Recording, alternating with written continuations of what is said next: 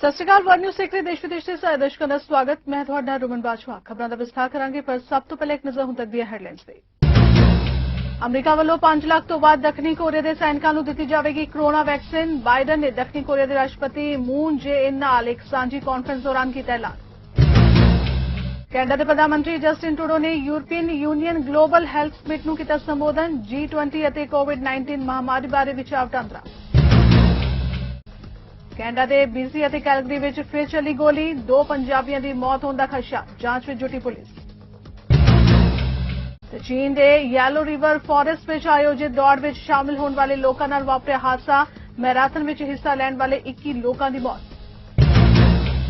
Canada ਦੇ ਪ੍ਰਧਾਨ ਮੰਤਰੀ ਜਸਟਿਨ ਟਰੂਡੋ ਨੇ European Union global health summit ਨੂੰ ਸੰਬੋਧਨ ਕੀਤਾ। ਇਸ ਮੌਕੇ ਉਹਨਾਂ ਨੇ G20 ਅਤੇ ਕੋਵਿਡ-19 ਮਹਾਮਾਰੀ ਬਾਰੇ ਵਿਚਾਰ ਵਟਾਂਦਰਾ ਕੀਤਾ।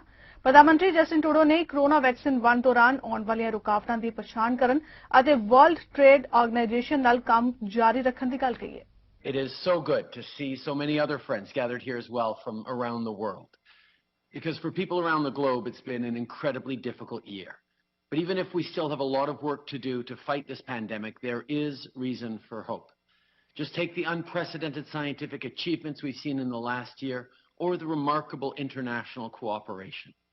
This pandemic has been a powerful reminder of just how interconnected we all are. Collaboration is the only way to overcome the challenges people face in every part of the world. That's why it's vital that we continue to come together, including through multilateral institutions like the G20, on strengthening respect for international law, reaffirming our collective commitment to human rights, and standing up for people who face persecution and suffering abroad. Our collective success depends on finding a better path to shared peace and prosperity for everyone. Many countries are still facing devastating waves of this pandemic. America ਦੇ ਰਾਸ਼ਟਰਪਤੀ ਜੋ Biden ਨੇ Korean ਯੁੱਧ ਵਿੱਚ ਬਹਾਦਰੀ ਦਾ ਸਬੂਤ ਦੇਣ ਵਾਲੇ ਰਿਟਾਇਰਡ ਕਰਨਲ ਰਾਲਫ ਪੁਕੇਟ ਜੂਨੀਅਰ ਨੂੰ ਮੈਡਲ ਆਫ ਆਨਰ ਨਾਲ ਸਨਮਾਨਿਤ ਕੀਤਾ ਹੈ। ਬਾਈਡਨ ਨੇ ਦੱਖਣੀ ਕੋਰੀਆ ਦੇ ਰਾਸ਼ਟਰਪਤੀ ਮੂਨ ਜੇ-ਇਨ ਦੇ ਨਾਲ ਇੱਕ ਸਮਾਰੋਹ ਵਿੱਚ ਇਹ ਮੈਡਲ, ਜੋ ਕਿ ਦੇਸ਼ ਦਾ ਸਰਵਉੱਚ ਸੈਨਿਕ ਸਨਮਾਨ ਹੈ, ਪੁਕੇਟ ਨੂੰ ਭੇਂਟ ਕੀਤਾ ਹੈ। ਬਾਈਡਨ ਨੇ ਕਿਹਾ ਕਿ ਪੁਕੇਟ ਦਾ ਸਨਮਾਨ 70 ਸਾਲਾਂ ਤੋਂ ਬਕਾਇਆ ਹੈ ਅਤੇ ਉਸ ਦੀ ਬਹਾਦਰੀ ਨੂੰ ਸਨਮਾਨ ਦੇ ਕੇ ਉਹ ਮਾਣ ਮਹਿਸੂਸ ਕਰ ਰਹੇ ਨੇ।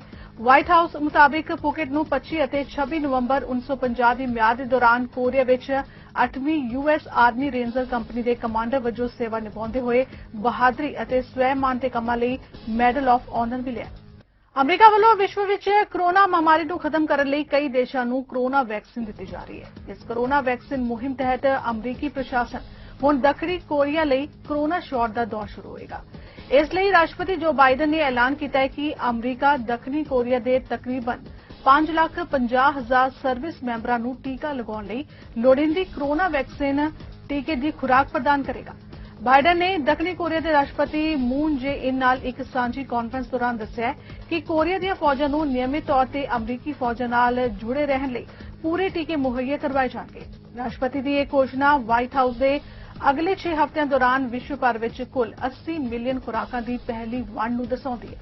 ਬਾਈਡਨ ਮੁਤਾਬਿਕ 2021 ਦੇ ਦੂਜੇ ਅੱਧ ਅਤੇ 2022 ਦੇ ਵਿਚਕਾਰ ਅਮਰੀਕਾ, ਦੱਖਣੀ ਕੋਰੀਆ ਅਤੇ ਹੋਰ ਉਦਯੋਗਿਕ ਦੇਸ਼ ਟੀਕੇ ਦੀ ਹੋਰ ਲੱਖਾਂ ਖੁਰਾਕਾਂ ਦਾ ਉਤਪਾਦਨ ਕਰ ਸਕਦੇ ਨੇ।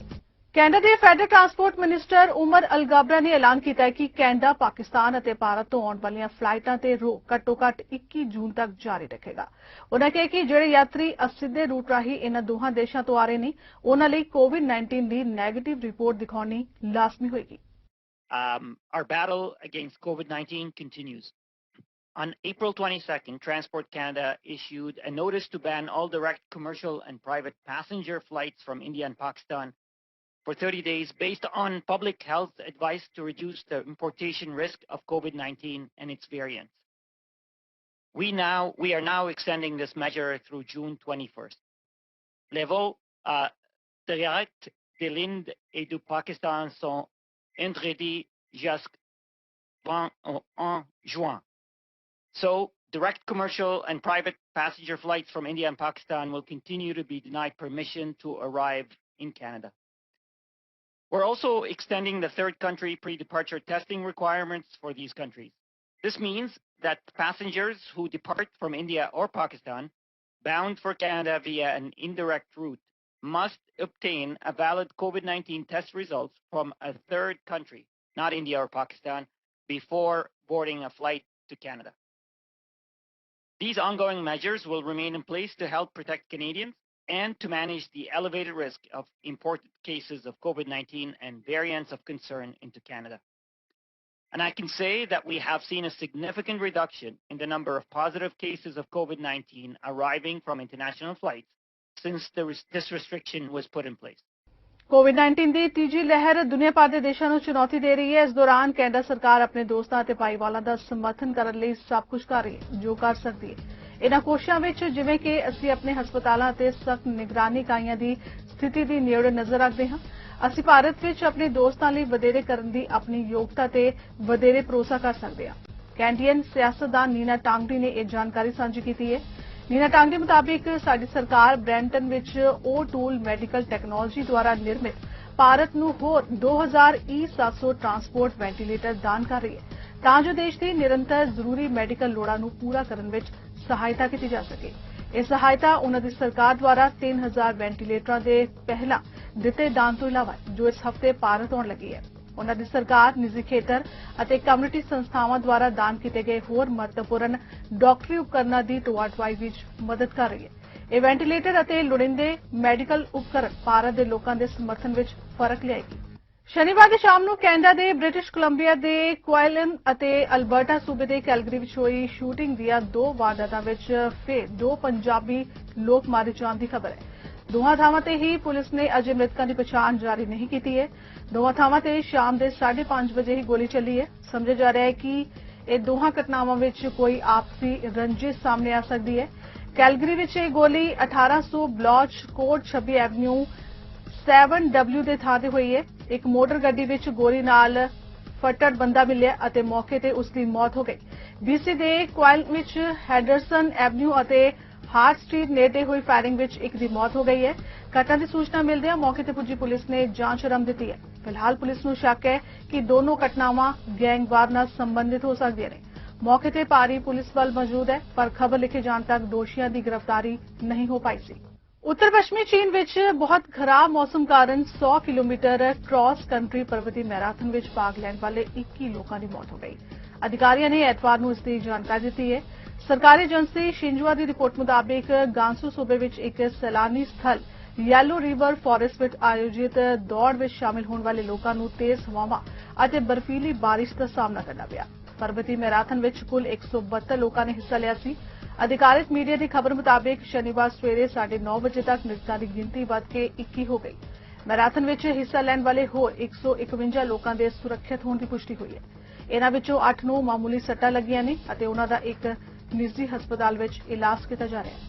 ਓਨਟਾਰੀਓ ਦੀ ਸੈਰ ਸਪਾਟਾ ਮੰਤਰੀ ਲੀਜ਼ਾ ਮੈਕਲੋਇਡ ਨੇ ਐਲਾਨ ਕੀਤਾ ਹੈ ਕਿ ਪ੍ਰੋਵਿੰਸ ਅੰਦਰ ਸਥਾਨਕ ਉਤਪਾਦਨ ਵਿੱਚ ਸਹਾਇਤਾ ਲਈ 54 ਸੱਭਿਆਚਾਰਕ ਸੈਰ ਸਪਾਟਾ ਸੰਗਠਨਾਂ ਲਈ $4 ਮਿਲੀਅਨ ਤੋਂ ਵੱਧ ਵਿੱਤੀ ਸਹਾਇਤਾ ਪ੍ਰਦਾਨ ਕੀਤੀ ਜਾ ਰਹੀ ਹੈ। ਉਨ੍ਹਾਂ ਕਿਹਾ ਕਿ ਇਹ ਫੰਡ ਖਾਸ ਤੌਰ ਤੇ ਉਹਨਾਂ ਸੰਗਠਨਾਂ ਲਈ ਹੈ ਜਿਨ੍ਹਾਂ ਨੂੰ ਮਹਾਮਾਰੀ ਨੇ ਸਭ ਤੋਂ ਵੱਧ ਪ੍ਰਭਾਵਿਤ ਕੀਤਾ ਹੈ।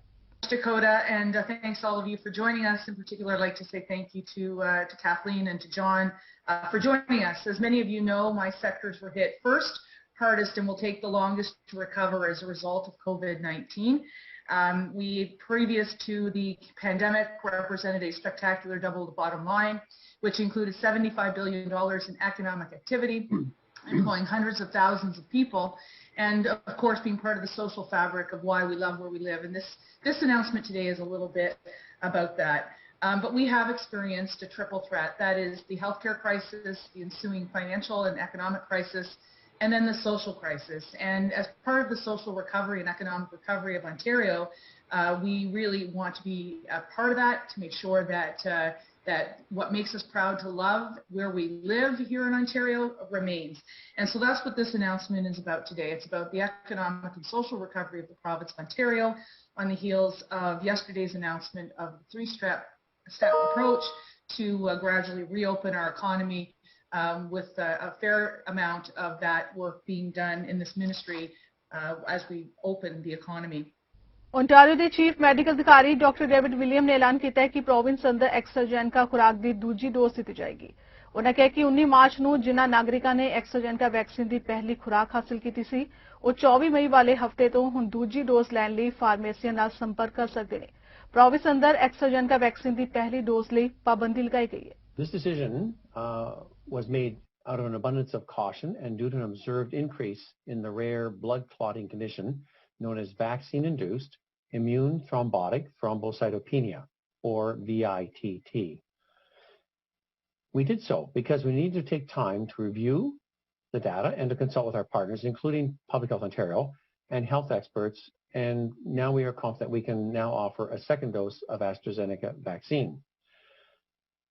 So today, we're announcing that Ontario is moving forward with second dose administration of the AstraZeneca COVID-19 vaccine, beginning with those who received their first dose of vaccine between March the 10th and the 19th, 2021. The first group of individuals in the province who had received the AZ type of vaccine. I want to make sure nothing is more important than the health of Ontarians, and for the best protection against the COVID-19, it is vital that everyone who received the AstraZeneca vaccine for their first dose receives the second dose. Data from the United Kingdom at this time, because initially we had the data related to the much reduced risk of VITT, was initially 1 in 1 million, but they've updated their data as I had asked they would do, and we now say it is 1 in 600,000. Still very, very low. But we did want to make sure we had the accurate data to give to the public. Toronto ਸਥਿਤ hospital for sick children ਵੱਲੋਂ ਕੋਵਿਡ-19 outbreak ਐਲਾਨੀ ਗਈ ਹੈ। ਇਹ outbreak enforcement unit ਵਿੱਚ ਹੋਈ ਦੱਸੀ ਜਾ ਰਹੀ ਹੈ ਅਤੇ ਯੂਨਿਟ ਪੀਡੀਆਟ੍ਰਿਕ ਮੈਡੀਸਿਨ ਤੇ ਰੈਸਪੀਰੋਲੋਜੀ ਵਿੱਚ ਮਹਾਰਤ ਰੱਖਦੀ ਹੈ। ਹਸਪਤਾਲ ਦਾ ਕਹਿਣਾ ਹੈ ਕਿ 16 ਮਈ ਨੂੰ ਇਸ ਯੂਨਿਟ ਵਿੱਚ ਦਾਖਲ 2 ਮਰੀਜ਼ ਕੋਵਿਡ-19 ਪੋਜ਼ਿਟਿਵ ਪਾਏ ਗਏ। ਟੋਰਾਂਟੋ ਪਬਲਿਕ ਹੈਲਥ ਦੇ ਸਹਿਯੋਗ ਨਾਲ ਹਸਪਤਾਲ ਨੇ ਦੱਸਿਆ ਹੈ ਕਿ ਉਹਨਾਂ ਨੇ ਵੀਰਵਾਰ ਨੂੰ ਆਊਟਬ੍ਰੇਕ ਦਾ ਐਲਾਨ ਕਰਨ ਦਾ ਫੈਸਲਾ ਕੀਤਾ ਹੈ।